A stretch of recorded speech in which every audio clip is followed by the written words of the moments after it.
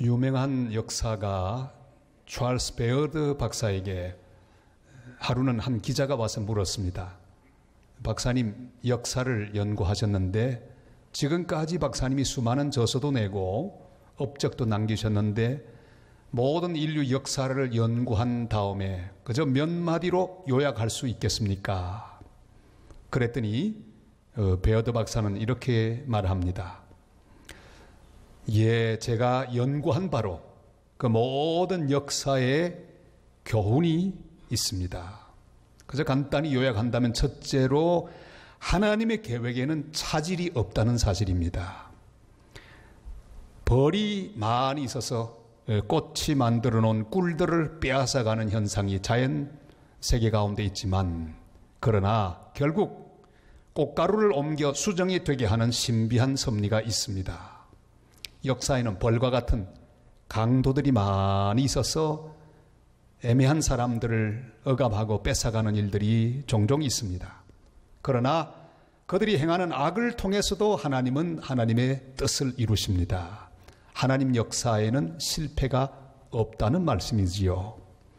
둘째는 하나님의 맷돌은 대단히 천천히 돌아간다는 사실입니다. 너무 천천히 돌아가서 하나님의 정의와 심판이 도대체 존재하는가 하는 의심을 불러일으키기까지 합니다. 그러나 하나님의 맷돌은 결국은 가장 보드랍게 갈아내십니다. 의는 의로, 불의는 불의로 그렇게 아주 보드랍게 갈아내십니다. 셋째는 어두움이 깊을수록 별이 더 또렷하게 보인다는 사실입니다. 어두워야 별이 보입니다. 어두움이 끝이 아닙니다. 새로운 시작일 것입니다. 따라서 이제 모두 끝났다. 이제 우리는 망했다. 소망이 없다고 비관할 필요는 전혀 없습니다. 암흑과 흑암이 깊어갈수록 소망의 별이 나타날 때가 된 것을 역사가 증명하고 있습니다. 그렇게 그 모든 것들을 요약해서 이야기했습니다. 오늘 성경 속에 나타나는 사도 바울의 상황도 비슷합니다. 아무 죄가 없이 죄수가 되어서 지금 압송되어 가는 과정 중에 있습니다. 하늘에 별이 보이지 않습니다. 불의가 의를 이기는 것처럼 보입니다. 게다가 유라굴로라고 하는 북동풍이 강력하게 불어 그 풍랑 앞에 그야말로 일어편주 같은 배, 알렉산드리아호 276명이 타고 가는 그 배는 고통을 겪고 있습니다. 죽을 것만 같은 공포가 계속됩니다. 14일 동안 아무것도 먹지 못할 정도로 절망하고 있었습니다. 그런데 그 절망의 배 속에 그 한 사람이 있었습니다. 희망을 가진 한 사람, 해답을 가진 한 사람이 있었습니다. 평화를 유지하고 있는 그 한 사람이 있었습니다. 그 한 사람만 바로 서 있어도 그 온 배 안에 희망은 살아납니다.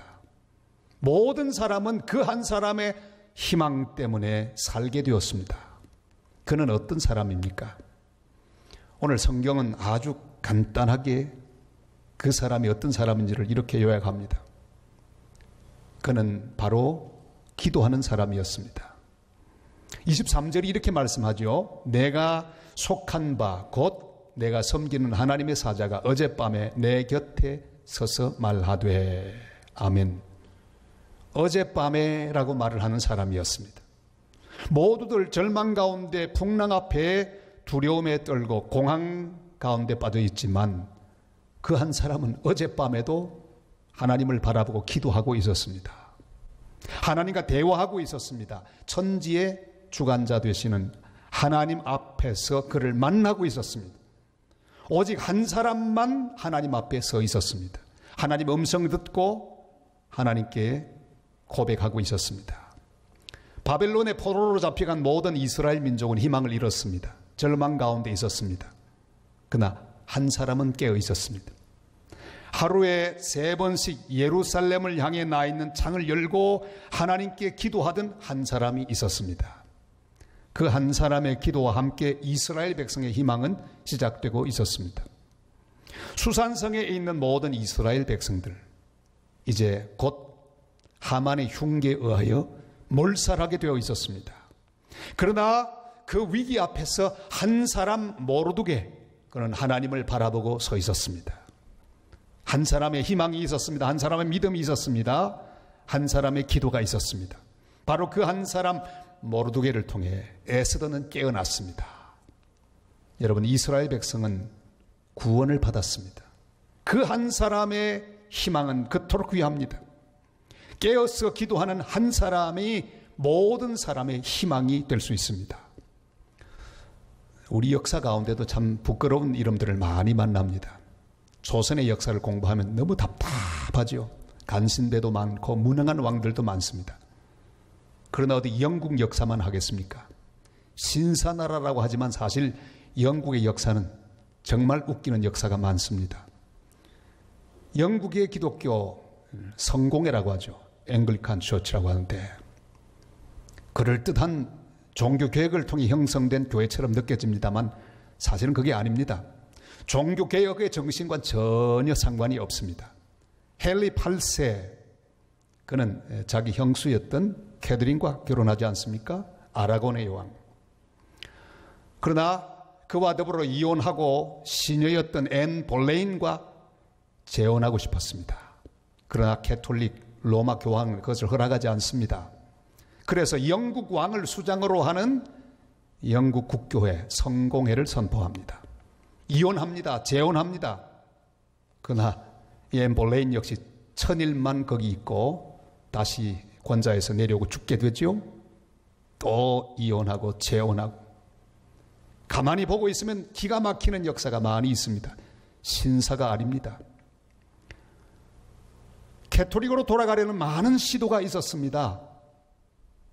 저 스코틀랜드의 통치자였던 메리 스튜어트 여왕 수많은 개신교인들을 핍박했습니다. 모두 죽일 계획을 시행했습니다. 그러나 한 사람이 있었습니다. 그가 바로 존 낙스입니다. 그는 하나님 앞에 간절히 기도했습니다. 서재에 들어가 피를 토하는 기도를 드렸습니다. 하나님, 스코틀랜드를 저에게 주시옵소서. 그렇지 않으면 죽음을 주시옵소서. 존 낙스의 기도는 너무너무 강력하고 너무 큰 소리로 드리는 기도였습니다. 30리 바깥에도 그의 목소리를 들을 수 있었다고 합니다.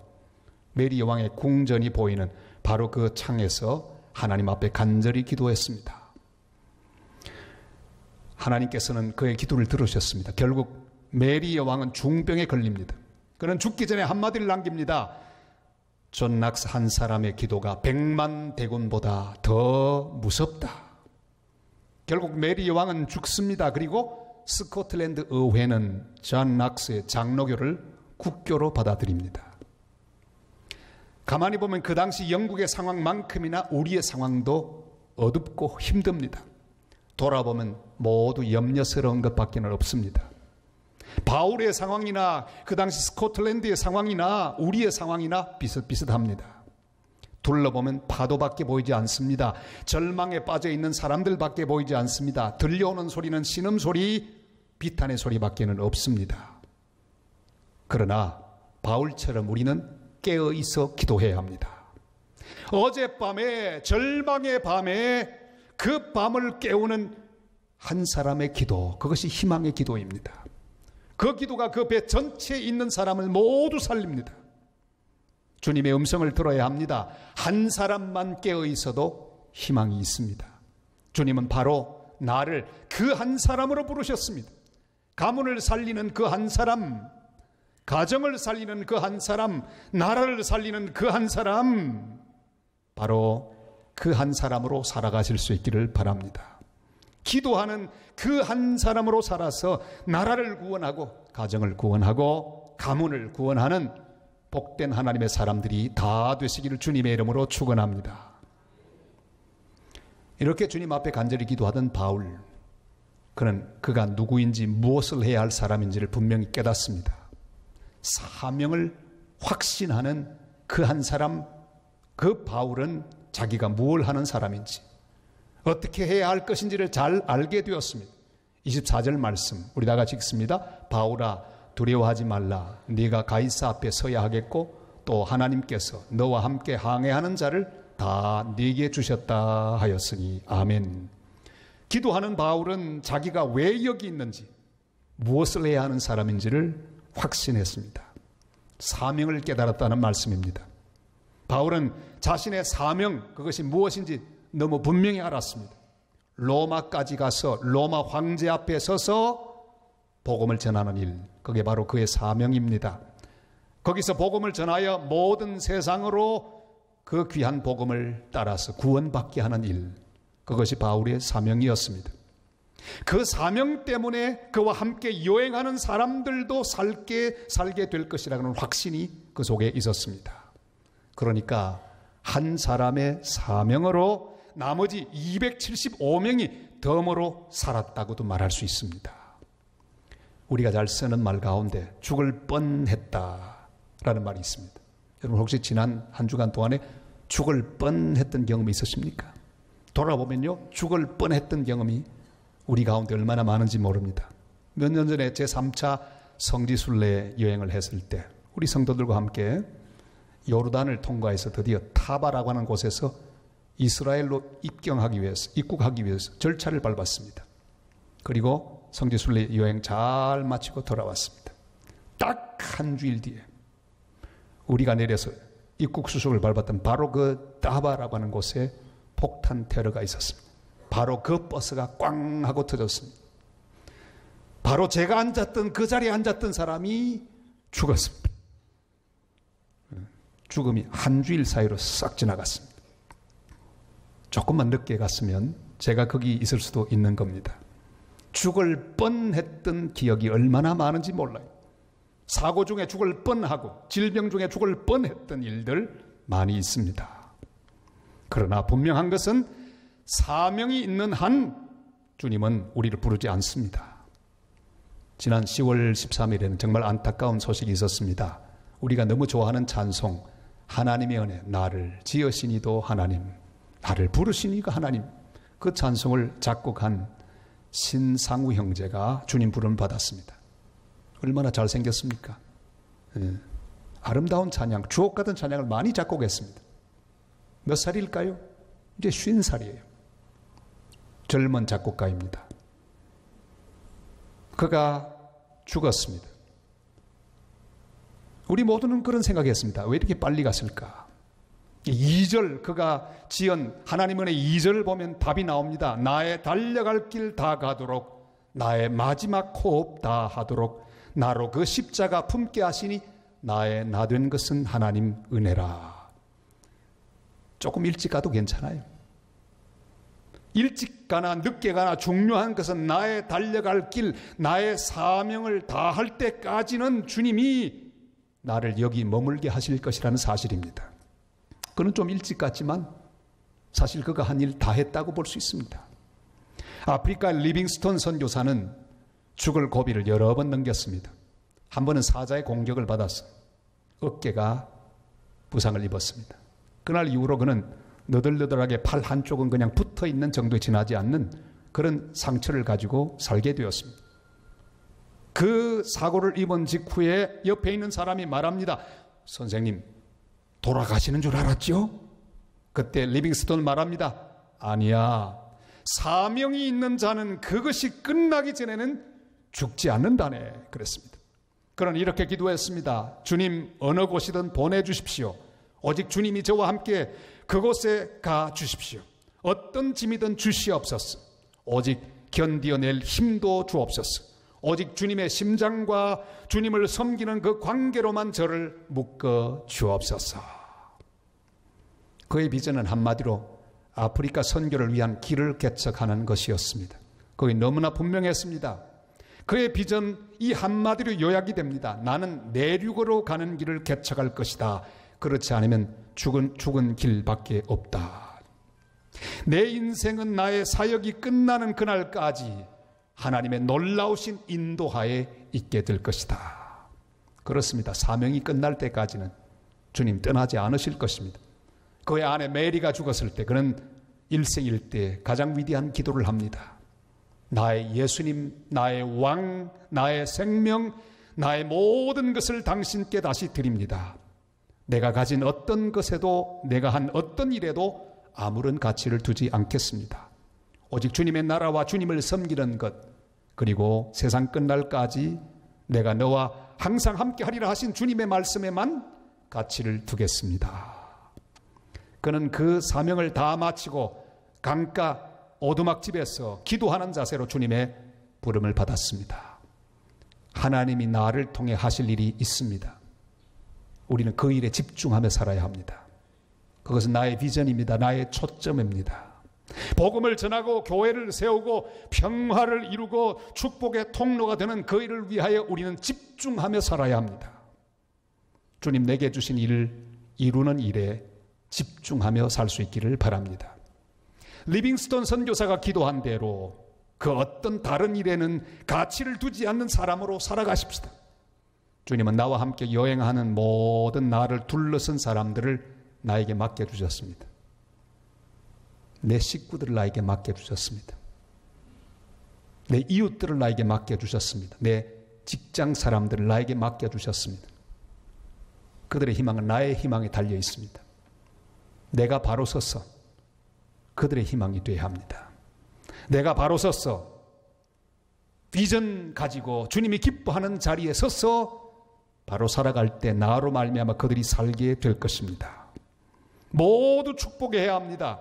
나를 통해 그들이 희망을 발견하게 해야 합니다. 나를 통해 그들이 주님의 사랑을 받게 해야 합니다. 그들을 축복하는 축복의 통로로 사십시다. 그래서 모두 구원하는 하나님의 사람들이 되시기를 바랍니다. 모두 주님의 평화를 누리게 하는 평화의 도구가 되실 수 있기를 바랍니다.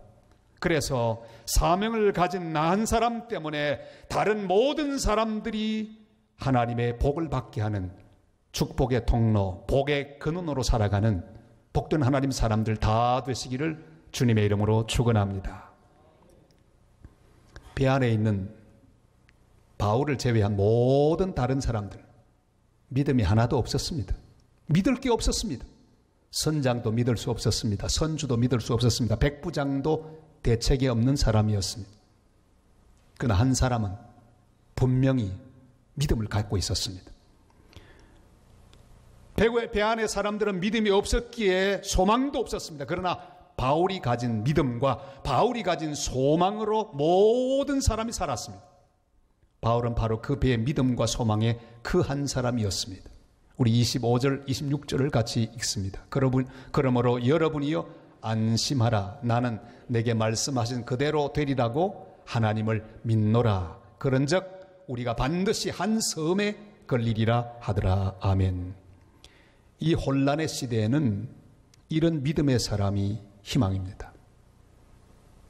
그 믿음의 사람 한 사람만 있어도 그 공동체는 소망이 있습니다.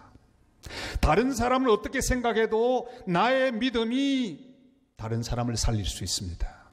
다른 사람은 어떤 혼란에 빠져도 내가 가진 확실한 그 믿음이 공동체를 살립니다. 우리는 바로 그 한 사람의 믿음을 가진 사람으로 서야 합니다. 모든 이스라엘 민족들은 다 우상을 섬기고 살았지만 여호수아 한 사람만은 분명했습니다. 그는 그의 분명한 믿음을 이렇게 고백합니다. 여호수아 24장 15절 말씀 다 같이요. 만일 여호와를 섬기는 것이 너희에게 좋지 않게 보이거든 너희 조상들이 강 저쪽에서 섬기던 신들이든지 또는 너희가 거주하는 땅에 있는 아모리 족속의 신들이든지 너희가 섬길 자를 오늘 택하라. 오직 나와 내 집은 여호와를 섬기겠노라 하니. 아멘. 3.1운동 때에는 모두 33인의 민족 대표가 있었습니다. 그 가운데 16명은 다 기독교 대표입니다. 그 가운데 기독교 전체를 대표는 남강 이승훈 선생이었어요.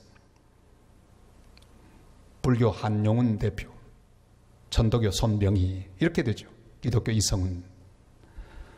그런데 이승훈 선생은 장로님이죠. 1년에 한 번은 오산학교 교장으로 있을 때 학생들을 자기 집으로 불렀습니다. 그리고 학생들 앞에 우통을 벗습니다. 이렇게 말합니다. 얘들아, 오늘이 내가 일제에 고문을 당했던 날이야. 여기 그들에게 받은 상처를 보거라. 얼마나 나를 심하게 고문했던지. 이 상처는 꼭 오늘만 되면 혹독한 아픔을 나에게 주네. 그리고 학생들은 울기 시작합니다. 그리고 이렇게 말합니다. 애국자들마저도 변절하는 시대, 민족의 독립은 요원해 보이는 이 시대 지금 살고 있지만, 그러나 나 이승우는 조선 사람으로 살다가 조선 사람으로 죽을 것이니라. 그 한마디를 꼭 남긴다고 해요. 학생들 속에는 큰 애족의 정신이 꿈틀거리며 그 속에 깊이 박히게 됐다고 합니다. 그 자리에 있었던 한경직 목사님을 위시한 여러 우리 민족의 지도자들은 스승을 통한 그 교훈을 평생 간직하는 교훈으로 가지고 살았다고 합니다. 우리는 주님이 말씀하신 대로 믿어야 합니다. 한 사람의 믿음과 소망이 나라까지 살립니다. 한 사람의 지도자가 가진 믿음, 그리고 그 믿음에서 나온 소망이야말로 공동체를 살리는 힘이 됩니다. 상황을 믿지 말고, 사람을 믿지 말고 주님의 말씀을 믿어야 합니다. 우리 한국이 믿을 나라가 어디 있단 말입니까? 미국을 믿겠습니까? 러시아를 믿겠습니까? 저 음흉한 중국을 믿겠습니까? 일본을 믿겠습니까? 믿을 나라가 없습니다. 오직 여호와 하나님, 그의 사랑과 그 은혜를 우리는 믿어야 합니다.